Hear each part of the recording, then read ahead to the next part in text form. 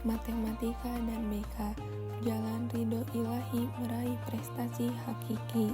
Contoh ayat yang menjelaskan pentingnya menuntut ilmu terdapat dalam Quran Surat Al-Mujadalah ayat 11, yang artinya, wahai orang-orang yang beriman, apabila dikatakan kepadamu, berilah kelapangan di dalam majelis-majelis, lapangkanlah, niscaya Allah akan memberi kelapangan untukmu.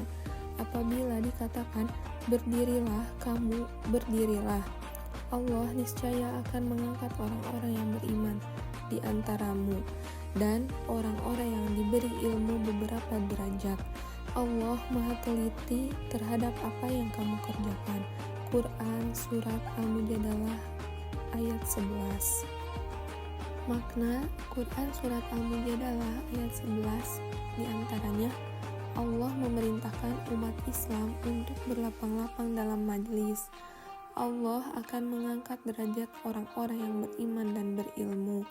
Allah akan memberi kelapangan kepada orang-orang yang berlapang-lapang dalam majelis. Orang-orang yang berilmu memiliki kedudukan yang tinggi dan mulia di sisi Allah. Orang-orang yang berilmu akan mendapatkan kemuliaan di dunia dan di akhirat. Nah, ada jenis-jenis layanan BK.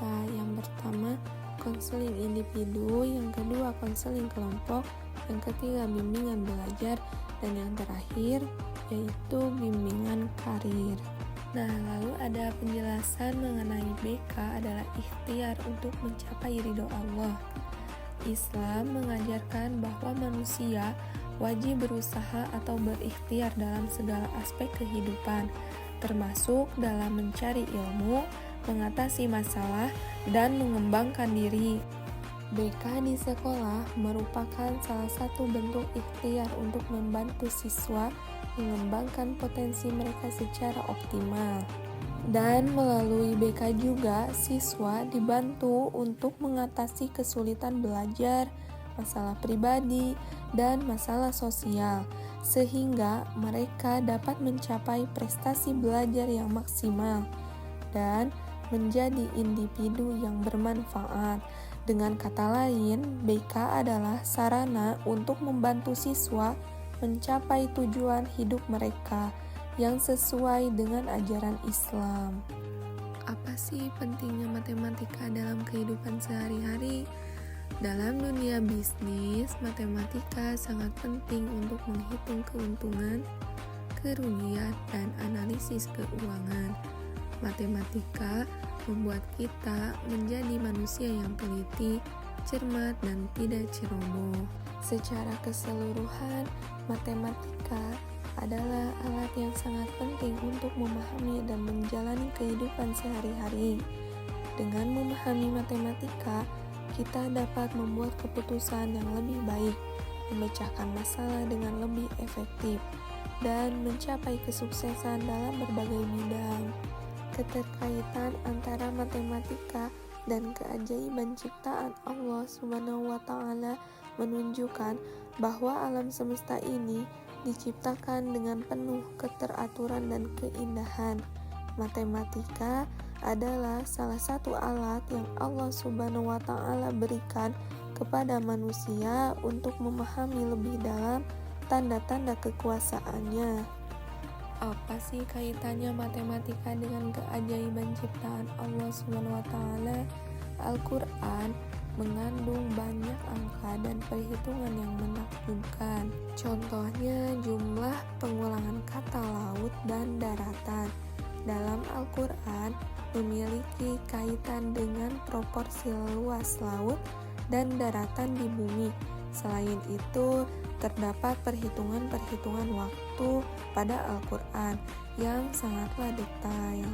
Apa saja sih tantangan dalam pembelajaran matematika? Yang pertama, kecemasan matematika. Yang kedua, kurangnya motivasi belajar. Yang ketiga, kesulitan memahami konsep abstrak. Dan yang terakhir, manajemen waktu yang buruk. Nah, peran BK dalam pembelajaran matematika diantaranya mengatasi kecemasan matematika, meningkatkan motivasi belajar, mengembangkan strategi belajar yang efektif, membantu siswa mengelola waktu belajar, membangun rasa percaya diri siswa.